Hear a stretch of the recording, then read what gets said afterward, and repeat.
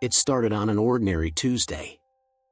I had just moved into a quiet neighborhood, a place I chose specifically to escape the noise and chaos of the city. The house was small but cozy, a fixer-upper with just enough charm to feel like home. What I loved most was the large bay window in the living room. It overlooked the tree-lined street, where leaves rustled gently in the breeze. At night, the soft glow of the streetlight gave everything a peaceful, almost dreamlike quality. At least, that's how it felt, until I saw him. The first time, I didn't think much of it. A man stood across the street, his figure barely visible under the flickering street lamp. He wasn't moving, just standing there, facing my window. I dismissed him as a passerby, maybe a neighbor out for some fresh air. But there was something unnerving about how still he was. His shoulders didn't rise or fall, as if he wasn't breathing. I told myself I was imagining things, turned off the lights, and went to bed. Yet, as the days passed, he kept returning. I tried to rationalize it. He could be a jogger, pausing to catch his breath. Or perhaps he lived nearby and simply liked standing there. But the more I watched, the more I realized how strange it was. He always appeared around the same time, just after dusk, and always in the exact same spot. He never moved, never paced, shifted his weight, or even looked away. His head was tilted slightly to the left, as though he were studying me. It made me uncomfortable, but I didn't want to overreact. I closed the curtains and tried to forget about him. The first crack in my resolve came a week later. It was a particularly windy night, with gusts so strong they rattled the windows. The trees outside bent and swayed, their shadows dancing wildly across the street. Yet, he stood there, completely unaffected. His figure was rigid, unyielding, as though the wind couldn't touch him. I sat on the couch, heart pounding, staring at the silhouette. I told myself I should call the police, but what would I say? There's a man standing across the street? They'd think I was paranoid. So I stayed silent. During that night, my sleep was minimal. Every creak of the floorboards, every groan of the old pipes sent my imagination spiraling. Was he still out there? Watching? The real horror began when I found the notes. At first, I thought they were junk mail, carelessly stuffed into my mailbox. But as I sifted through the pile one morning, a folded piece of paper fell onto the floor. The words were scrawled in a shaky, uneven hand. I see you, even when you can't see yourself. My heart stopped for a moment. I told myself it was a mistake, a scrap from some neighborhood kids playing a prank.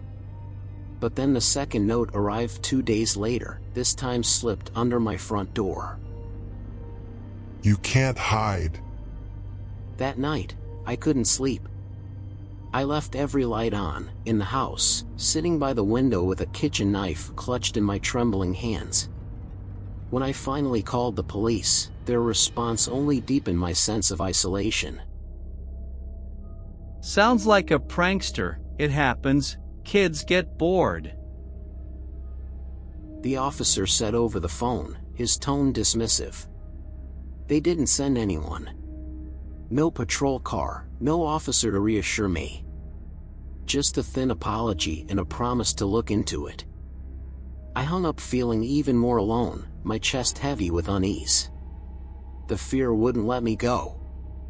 The shadows in the corners of my home felt alive, stretching and twisting toward me when I wasn't looking.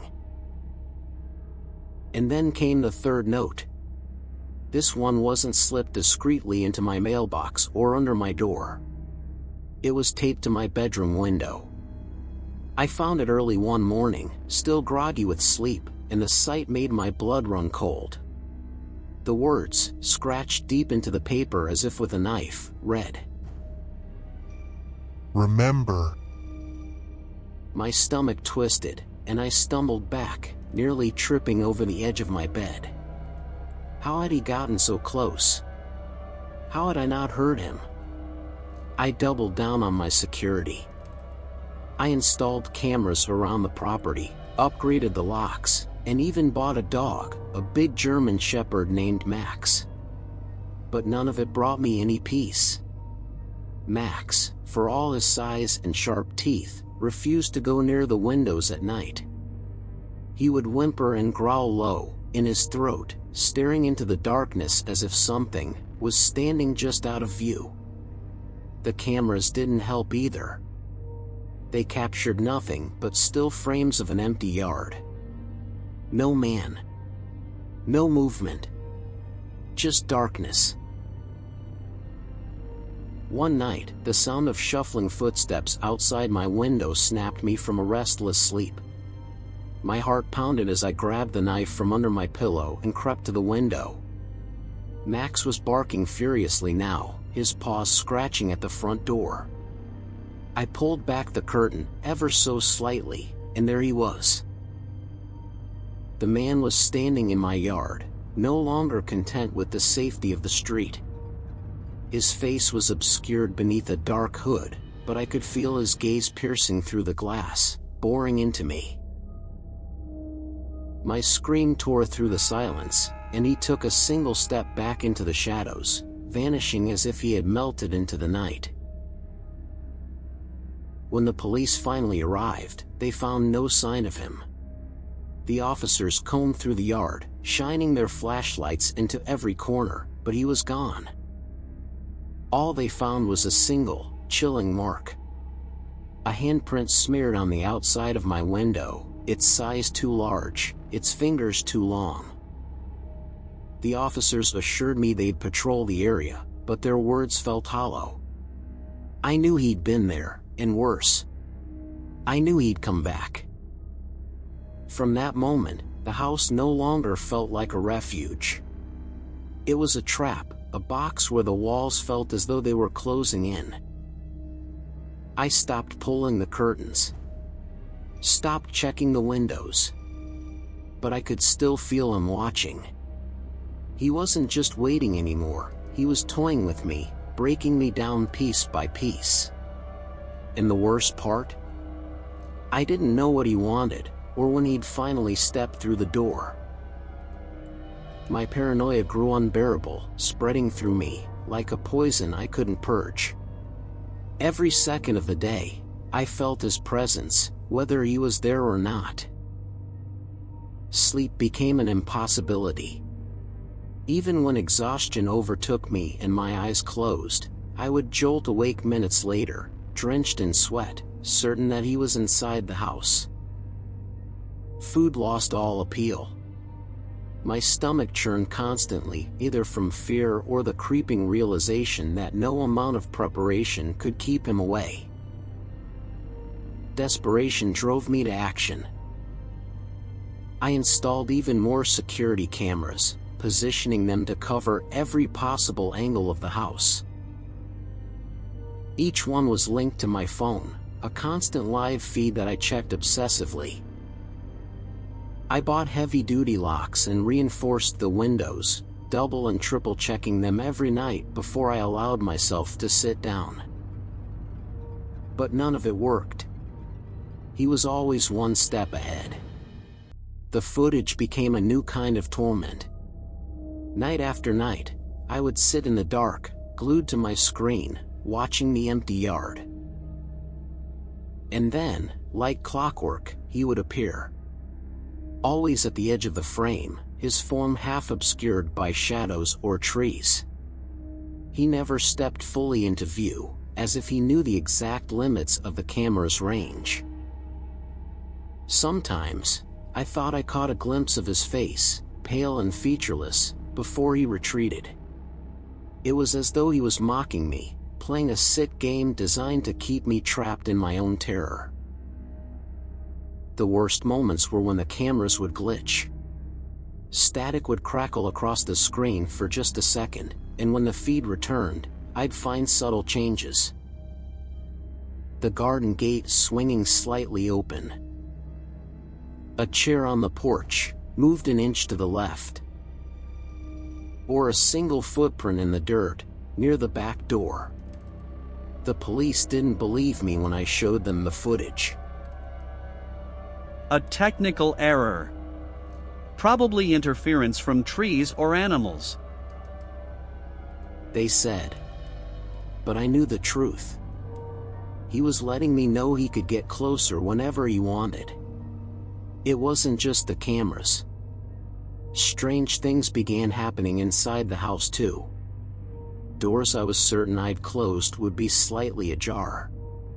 My belongings, keys, a book, my wallet, would appear in places I'd never leave them. One morning, I woke to find muddy smudges on the floor leading from the back door to the kitchen. But the true horror was the silence. He never spoke, never shouted, never left me a note after those first few. His silence felt deliberate, as though words would somehow break the spell he had cast over me. Each night, I sat in the flickering light of the TV, clutching a knife, staring at the locked door. I stopped leaving the house entirely. The thought of stepping outside, of giving him a chance to follow me or corner me, made my heart pound in terror. My work moved to remote, my groceries were delivered, and my friends' calls went unanswered. No one understood the gravity of what I was dealing with. I couldn't explain it, not in a way that didn't make me sound insane. I was alone, completely and utterly, and he knew it. One night, as I sat reviewing the camera feeds for the 100th time, I caught something new. A shadow moved, near the front door. My stomach dropped as I stared, paralyzed. Slowly, the shadow grew larger, and I realized it wasn't retreating. It was advancing, closer and closer. I grabbed the knife and moved to the door, my heart thundering in my chest. When I looked through the peephole, there was nothing there. Just darkness. Yet, I knew he was watching, just beyond the edges of sight, waiting for the perfect moment to strike. I couldn't take it anymore. Clutching my flashlight and knife, I stepped into the cold night. "What do you want from me?" My voice trembled as it carried into the empty yard. No response, as always. But this time, I wasn't going back inside until I had answers. The yard stretched before me, quiet and undisturbed, yet the sense of being watched was overwhelming. Then, near the far fence, I saw movement. A flicker, just out of the corner of my eye. I lunged forward, slashing at the darkness, my flashlight beam cutting through the cold air. "Show yourself!" I demanded. The bushes rustled, and I saw him, finally, clearly. He was crouched, his back turned to me, shrouded in a black coat that seemed to blend into the shadows.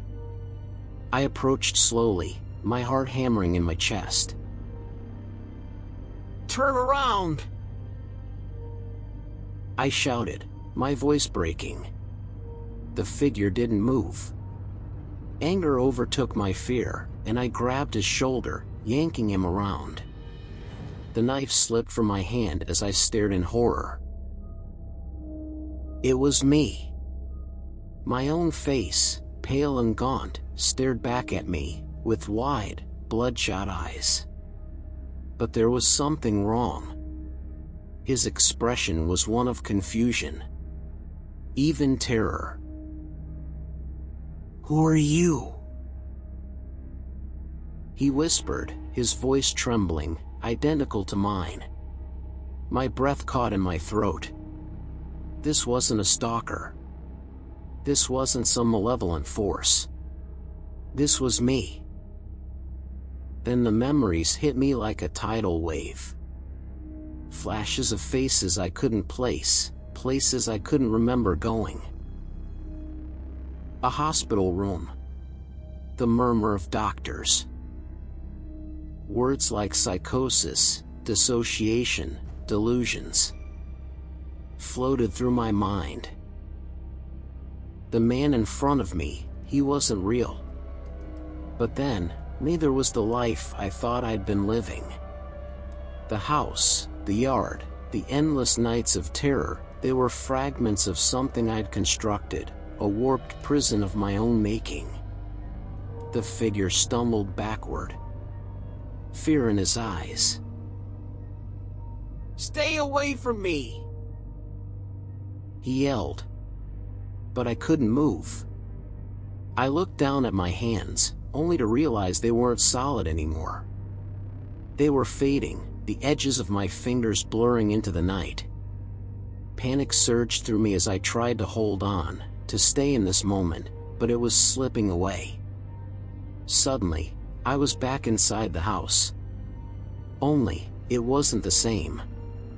The furniture was gone, the walls were bare, and the air was filled with the sterile smell of disinfectant. I turned, disoriented, and saw a nurse standing in the corner, clipboard in hand. Her expression was one of pity. "You're awake, that's a good sign," she said softly. I tried to speak, but my throat felt raw. "What? Where am I?" My voice cracked, unfamiliar even to me. She hesitated, as if choosing her words carefully. "You've been here for some time. Do you remember anything?" As the pieces began to fall into place, horrifying in their clarity, I realized the truth. I wasn't the victim of a stalker. I had been trapped in my own mind, battling shadows I had created. Weeks, maybe months, had passed while I lived inside a delusion. The man I thought I was chasing, the man who had been watching me, wasn't an intruder. He was a part of me, clawing desperately to wake up, to pull me back to reality. Suddenly, I remembered Max. My loyal German shepherd, always by my side, always growling at the shadows outside the house. Or so I thought. But now, as my mind cleared, I saw the truth. Max had never been afraid of the stalker. He had been afraid of me. Of my erratic movements, my whispered conversations with no one, my relentless pacing at night. The times I thought Max was barking at something outside. He had been barking at me. Warning me, trying to protect me from myself. Then came the memory of the officers. Their indifferent faces, their patronizing words. "Probably just a prankster," they had said. But now, I remembered their subtle glances at each other, the hesitation in their voices. They hadn't believed me. Not because they were dismissive, but because they knew. They had likely encountered me before, seen the fragmented pieces of my mind unraveling. Their searches of my yard were just for show. They knew they wouldn't find anyone but me.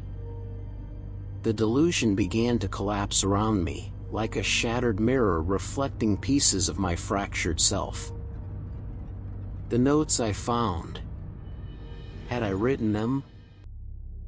The handprint on the glass, it had always been mine, smeared in some fugue state I couldn't remember.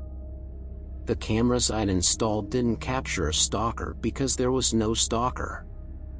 Just me. Pacing the perimeter of my house. Staring at my own reflection in the glass. Seeing a stranger, where my own face should have been. The cycle of fear, the endless nights, the figure in the yard, it had all been me. And now, even as I sat here in the sterile brightness of the hospital room, I could feel it. A part of me was still out there. because the stalker wasn't just gone. He was the part of me I couldn't yet let go. And I knew he was still there, in the darkness, waiting for me to lose my grip. Once again,